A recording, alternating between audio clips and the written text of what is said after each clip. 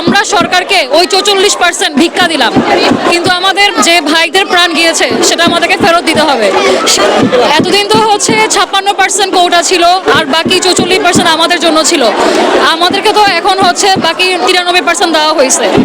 আমরা সরকারকে ওই 44% ভিক্ষা দিলাম, কিন্তু আমাদের যে ভাইদের প্রাণ গিয়েছে সেটা আমাদেরকে ফেরত দিতে হবে। সে যদি সেটা ফেরত দিতে না পারে তাহলে তাকে পদত্যাগ করতে হবে। সে রাষ্ট্র পরিচালনায় ব্যর্থ। সে কারফিউ জারি করলো যেন মানুষ নিরাপত্তায় থাকে, কিন্তু নিরাপত্তা সে দিতে পারে নাই। ঘরের ভিতরে মানুষ মারা গেছে।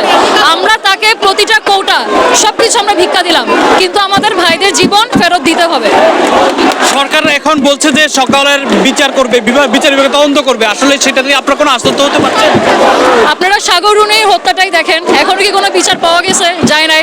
তাহলে আপনার কি মনে হয় যে এই আন্দোলনে যারা মারা গেল সেটা বিচার হবে? মোটেও হবে না। আমরা আশাবাদী না। তারপরেও আমরা সৃষ্টিকর্তার উপর বিশ্বাস রেখে আশা করি যে হ্যাঁ হবে। দেখা যাক কি হয়। এটা সবকিছুর মূলে এখন কি পরিবর্তন চাচ্ছেন? আমরা এখন সবকিছুর মূলে রাষ্ট্র সংস্কার চাচ্ছি। এটাই হচ্ছে মেন কথা। রাষ্ট্র আমাদেরকে নিরাপত্তা দিতে ব্যর্থ, শিক্ষা খাতেও ব্যর্থ, স্বাস্থ্য খাতে ব্যর্থ, প্রতিটা খাতে রাষ্ট্র ব্যর্থ। আমরা চাচ্ছি আমাদের রাষ্ট্র সংস্কার করতে, আর কিছু না।